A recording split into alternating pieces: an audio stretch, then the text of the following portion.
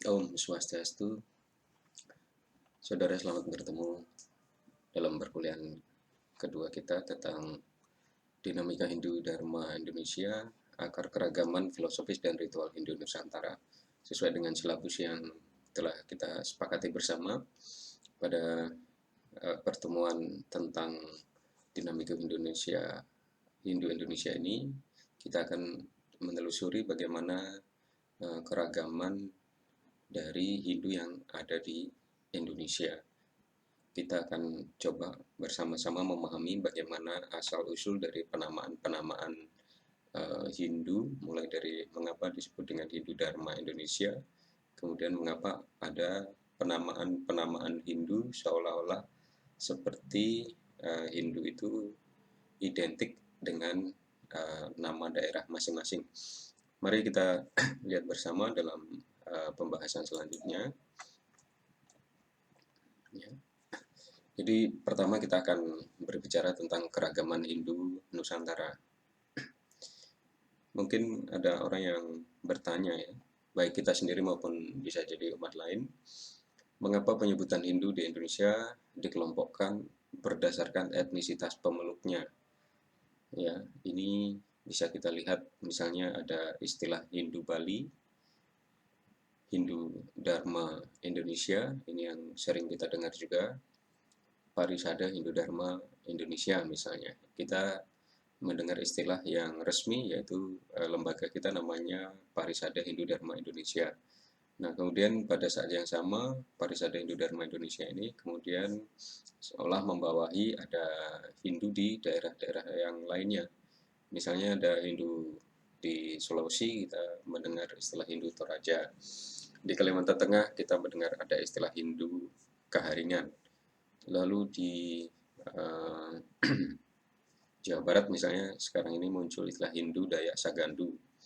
Lalu ada Hindu Jawa, ada Hindu Tengger, ada Hindu Alok Todalo, ada Hindu Tamil untuk masyarakat Hindu di daerah Sumatera Utara, di Medan khususnya yang berasal dari keturunan India. Nah, mengapa Hindu di Indonesia itu memiliki penamaan-penamaan atau keragaman yang seperti ini. Ini berbeda misalnya dengan saudara-saudara kita keyakinan yang lain yang seolah tidak terlalu menonjol penamaan Hindu berdasarkan asal-usul daerahnya.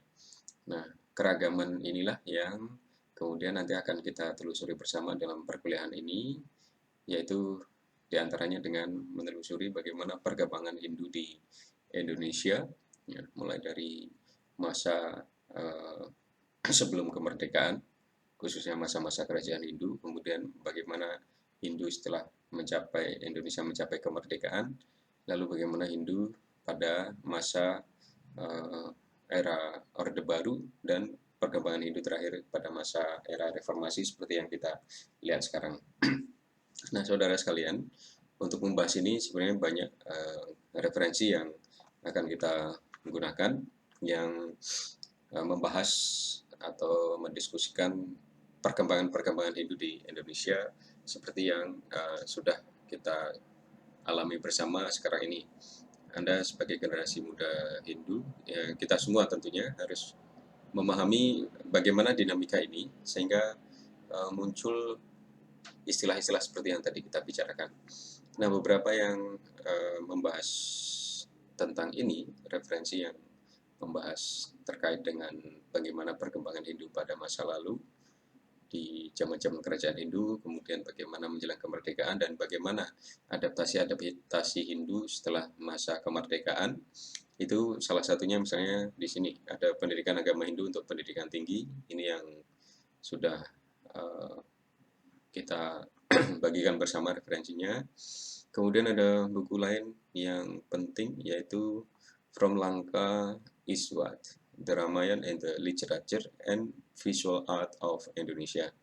Jadi buku ini ya berisi banyak tulisan yang intinya bagaimana kisah-kisah Ramayana itu mulai dari dulu dari kerajaan Langka gitu ya, Sri Lanka, kemudian berkembang ya ke arah Ijwa sini, termasuk ke arah Indonesia, bagaimana eh, Ramayana itu berkembang di wilayah-wilayah negara Asia seperti Asia Tenggara, kemudian Asia Selatan dan lain-lainnya.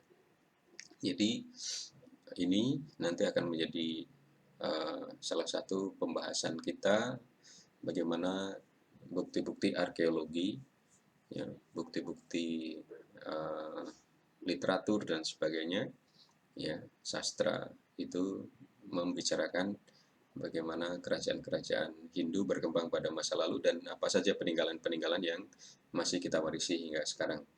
Kemudian buku berikutnya adalah ini, ya, Hinduism in Modern Indonesia, Minority Religion Between Local, National, Global, and Global Interest, ya, editornya adalah Ramstedt.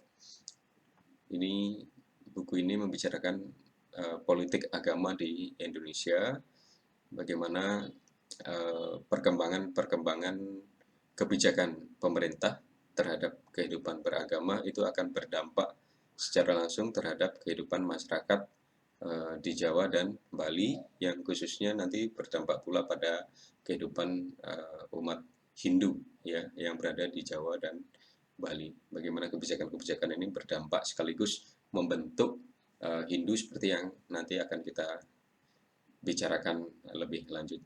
Kemudian berikutnya ini adalah buku yang diedit oleh Martin Ramstedt, ya,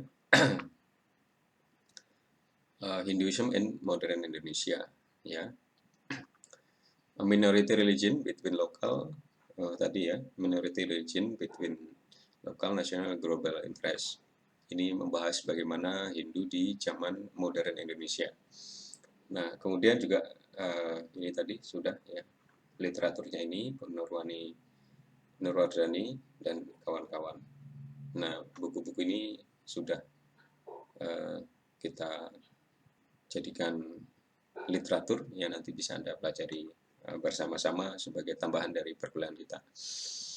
Nah, saudara, kita bisa lihat ada di sini, kalau ini hanya sebagai contoh saja, ya, saya sebut ini sebagai warna-warni Hindu. Saudara yang berasal dari Bali, ini tentu sudah tidak asing lagi dengan pemandangan ada ritual-ritual di Hindu Bali yang tentu saja ada tampilan-tampilan seperti ini warna-warninya, ya. Kemudian tentu saja ini ada sekegong atau seke yang lain-lain ketika sedang ada prosesi-prosesi. Nah, ini umum ada di Bali, ya. Ritual-ritual penampakan Hindu seperti ini di Bali. Nah, pada saat yang sama, saudara, ini kita bisa lihat ini adalah salah satu contoh tampilan bagaimana umat Hindu Jawa, ya, umat Hindu di Jawa melakukan proses ritual keagamaannya, ya. Kemudian kita bisa lihat salah satu cirinya, kalau di Bali misalnya pakai udeng, ya, ini udeng-udeng seperti ini. Nah, kalau di Jawa salah satu ciri khas dari Jawa adalah pakaiannya menggunakan batik, kemudian ada belangkon. Nah, inilah Hindu di Jawa, tampilannya seperti ini. Kemudian, ya, umbul-umbul, kemudian pakaiannya ketika mereka sedang melakukan misalnya parade atau pawai, atau katakanlah sedang melaksanakan upacara, misalnya pada saat mereka melasti, ya, menjelang satu Saka, tahun baru Saka, mereka akan tampak seperti ini. Ini salah satu ciri bagaimana kita melihat Hindu di Indonesia, bisa dilihat dari bagaimana tadi daerahnya, adat istiadatnya, dan mereka identik dengan adat istiadat yang dikenal di daerahnya masing-masing. Kemudian, saudara, ini juga ada tampilan dari Hindu yang ada di Kalimantan Tengah, ya, khususnya Hindu yang kemudian disebut dengan Hindu Kaharingan. Ini adalah tampilan mereka, para pemimpin agamanya, pemimpin ritual agamanya yang sedang melakukan upacara. Ini mereka tampilannya seperti itu, ya, ini di Kalimantan Tengah khususnya. Kalau saudara nanti ke Kalimantan Tengah akan bertemu dengan bentuk-bentuk peribadatan atau ritual yang seperti ini, yang tentu saja sekali lagi kalau kita mau lihat ini beraneka ragam cara ritualnya, yang tadi boleh dikatakan berbeda dengan Hindu di Bali, Hindu di Jawa, dan sebagainya tadi. Kemudian kita juga bisa lihat ini, saudara, salah satu bentuk ritual yang dilakukan oleh masyarakat Hindu itu adalah upacara kematian atau upacara antiesti. Di sana kita bisa lihat ya, kalau di Bali ada istilah upacara ngaben sebagai ritual terakhir atau penghormatan terakhir kepada para leluhur yang sudah meninggal dunia. Begitu juga di Kalimantan Tengah ada ritual kematian umat Hindu yang keharingan yang nanti bentuknya akan seperti ini ya. Ini tempat menyimpan kalau di Bali ada istilahnya abu jenazah yang sudah dikremasi, itu yang dibuang ke laut, tetapi nanti di sini di masyarakat Hindu keharingan ini mereka ini tulang belulang ya, tengkorak dan sisa-sisa anggota tubuh lain para leluhur yang sudah disucikan itu yang akan disimpan di sini. Nah, inilah kita bisa melihat sekali lagi keanekaragaman bentuk ritual yang dimiliki oleh Hindu di Indonesia. Nah, kita sekali lagi kembali ke sini untuk menjelaskan itu. Ya, ini tentu saja kita tahu ini adalah tampilan dari Hindu yang ada di Jawa Tengah yang sedang melaksanakan upacara di pelataran Candi Prambanan. Nah, nanti kita akan bahas kembali lagi ke sini, tapi yang ingin kita lakukan sekarang adalah bagaimana kita membahas perkembangan agama Hindu di Indonesia, ya, yang kalau kita lihat perkembangan agama Hindu di Indonesia diwarnai oleh dinamika yang berasal dari internal Hindu, dinamika politik, serta berbagai pengaruh kebijakan politik keagamaan pemerintah Indonesia. Jadi istilahnya dinamika yang berasal dari internal Hindu. Internal Hindu dalam hal ini misalnya bagaimana perkembangan yang terjadi di internal umat Hindu di Bali misalnya. Ya, Bali misalnya terdiri dari 9 kabupaten, ya, itu kemudian setiap daerah memiliki karakteristiknya masing-masing karena mereka memiliki misalnya desa adat atau desa pakraman. Ini perkembangan di desa adat, desa pakraman, kemudian di berbagai daerah yang ada di Bali itu berdampak pada perkembangan internal Hindu, ya. Kemudian berikutnya ada juga dinamika politik, ya. Dinamika politik ini yang nanti akan banyak kita bahas bagaimana Indonesia sebagai negara yang berketuhanan yang Maha Esa, kemudian aturan-aturan kebijakan politik keagamaan ini berdampak kepada kehidupan umat Hindu, ya. Kemudian berbagai pengaruh kebijakan yang ada di Indonesia. Nanti akan kita bahas pada pertemuan selanjutnya ini. Nah, sejarah panjang perkembangan Hindu di Indonesia berimplikasi pada lahirnya keragaman, kebinekaan, multikultur, multietnik, dan kemajemukan praktis dan ritus keagamaan Hindu di Indonesia. Jadi kita tahu Indonesia, ya, Hindu itu diakui sebagai agama yang tertua atau agama yang paling duluan masuk ke Indonesia berdasarkan bukti-bukti sejarah, peninggalan-peninggalan arkeologi dan kajian-kajian ilmiah yang menunjukkan bahwa perkembangan Hindu di Indonesia itu ya sesuai dengan perubahan-perubahan situasional Indonesia itu melahirkan keragaman, kebinekaan, multikultur, multietnik, dan kemajemukan. Multikultur, ya, multietnik, kebinekaan, kemudian keragaman. Kalau Anda lihat sendiri ya, misalnya di Bali itu Sajen atau Banten, misalnya antara Gianyar dengan Karangasem bisa jadi berbeda ya. Gianyar model Bantennya misalnya dengan yang di daerah Jembrana bisa jadi berbeda. Nah, begitu juga tadi keragaman Hindu di Indonesia itu di berbagai daerah berbeda-beda sesuai dengan konteks perkembangan daerah masing-masing. Nah, dalam hal ini fase perkembangan agama Indonesia secara garis besar dapat dikaji berdasarkan periode salah satunya masa sebelum kemerdekaan. Ini tentu periode yang panjang ya, bagaimana kerajaan-kerajaan Hindu di Jawa, di Indonesia itu berkontribusi besar terhadap sejarah apa yang kita sebut sebagai Nusantara yang kemudian berkembang menjadi negara dan bangsa Indonesia setelah mencapai kemerdekaannya. Kemudian ada fase berikutnya adalah masa Orde Lama, ya. Nah, ini setelah kita merdeka, kemudian Indonesia dengan fase pemerintahan Presiden Soekarno dari tahun 1945 sampai dengan 1965, ya, 60-an itu kemudian disebut dengan Orde Lama. Bagaimana? Apa yang terjadi pada Orde Lama itu yang nanti akan kita bahas. Kemudian berikutnya ada masa Orde Baru, ya, ketika Presiden Soekarno digantikan dengan pemerintahan Presiden Soeharto, itu disebut dengan pemerintahan Orde Baru. Nah, bagaimana Hindu pada pemerintahan Orde Baru, ya, apa saja dinamikanya, itu yang nanti juga akan kita pelajari bersama. Kemudian kita tahu Indonesia memasuki masa reformasi pada tahun 1998 hingga sekarang, itu juga berdampak besar terhadap perkembangan agama Hindu, bagaimana Hindu di Indonesia itu beradaptasi terhadap perkembangan masa reformasi ini. Baik, saudara, kita akan membahas kilas balik fase perkembangan Hindu dan kontribusinya bagi peradaban Hindu di Indonesia saat ini. Munculnya agama Hindu di Indonesia berawal dari hubungan dagang antara pusat Hindu di Asia, ya, seperti Cina dan India dengan Nusantara.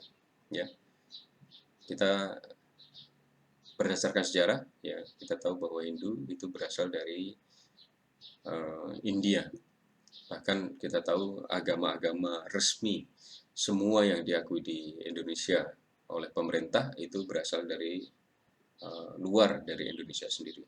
Islam misalnya dari Arab, kemudian ada Kristen, Katolik, bisa jadi berasal dari Roma, bisa berasal dari Vatikan, ya, bisa berasal dari wilayah-wilayah Eropa dan sebagainya yang dibawa oleh Belanda misalnya. Kemudian kita tahu juga agama Hindu itu berasal dari India, lalu agama Buddha juga aslinya dari India tapi juga masuk lewat misalnya kebudayaan Cina, kebudayaan di Thailand dan sebagainya. Kemudian agama Konghucu kita tahu ini dianut oleh masyarakat Cina, ya, masyarakat Tionghoa yang kemudian juga masuk ke Indonesia. Jadi bagaimana sebenarnya awalnya masuk berbagai agama dari luar negeri masuk ke Indonesia ini, itulah yang kemudian terjadi asimilasi budaya sehingga agama Hindu lambat laun mulai berkembang di Nusantara. Mengapa begitu banyak agama lain yang kemudian masuk ke Indonesia? Apa penyebab mereka masuk ke Indonesia atau kemudian bisa berkembang di Indonesia padahal mereka berasal dari negara lain? Kita tahu dari buku-buku sejarah, ya, dikatakan bahwa posisi dan letak geografis Indonesia itu terletak di antara benua Asia dan benua Australia, dan di antara dua samudera yang menyebabkan kekayaan alam Indonesia itu melimpah, ya.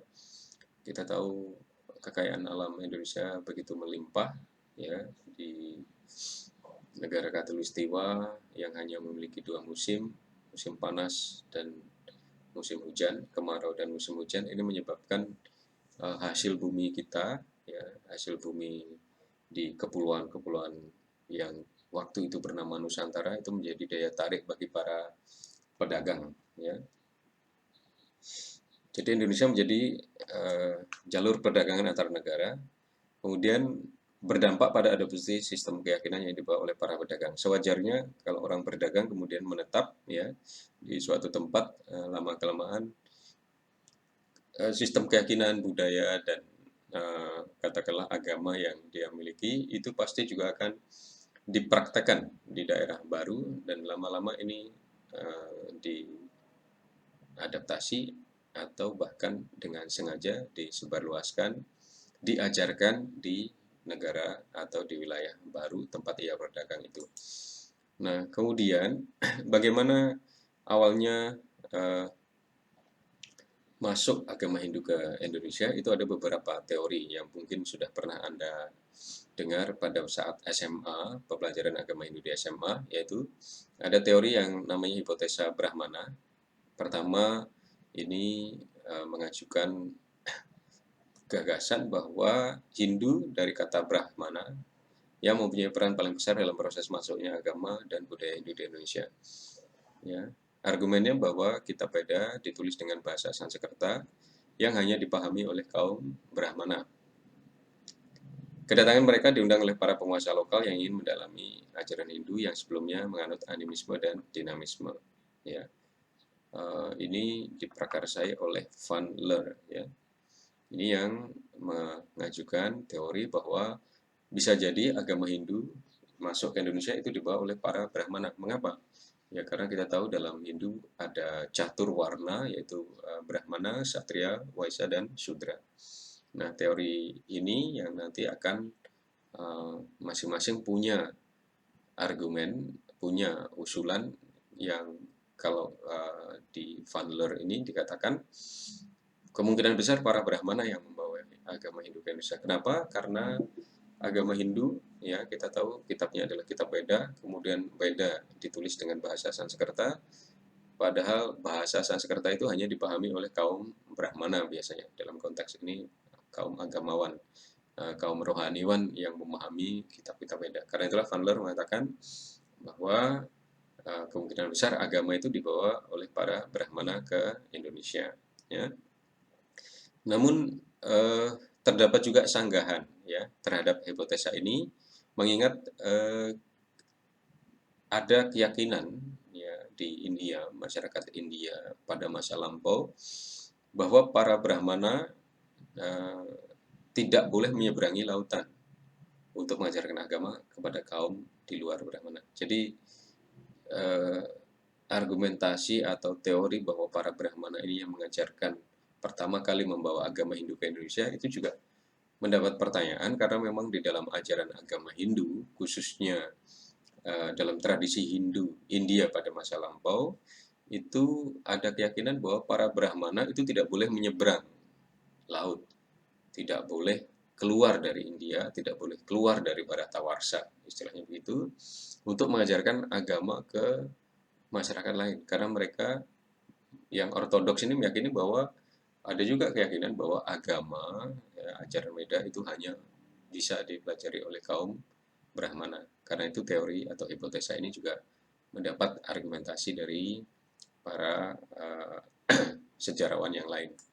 Karena itulah ada teori atau hipotesa ksatria yang kemudian diprakarsai oleh Burke. Maksudnya begini, jadi kalau tadi yang pertama dikatakan kemungkinan besar yang mengantarkan mulai mengajarkan agama Hindu ke Indonesia itu adalah para Brahmana, ya. Tetapi itu tadi kan Brahmana tidak boleh mengajarkan agama atau ajaran Weda ke luar dari India. Nah, karena itulah kemudian ada sarjana lain, Burke misalnya, yang mengemukakan bahwa agama Hindu dibawa ke Indonesia oleh kaum ksatria atau kaum prajurit kerajaan yang terdesak akibat peperangan antar kerajaan di India yang terjadi pada awal Masehi. Ya. Ini salah satu teori yang diajukan juga. Pelarian mereka ada yang mencapai Indonesia serta secara perlahan membuat koloni dan beralkulturasi dengan penduduk lokal. Ya, ini yang saudara kita tahu menurut bukti peninggalan arkeologi, ya bukti sejarah disebutkan bahwa kerajaan tertua di Indonesia itu justru berkembang di kerajaan Kutai, ya di Kalimantan Timur.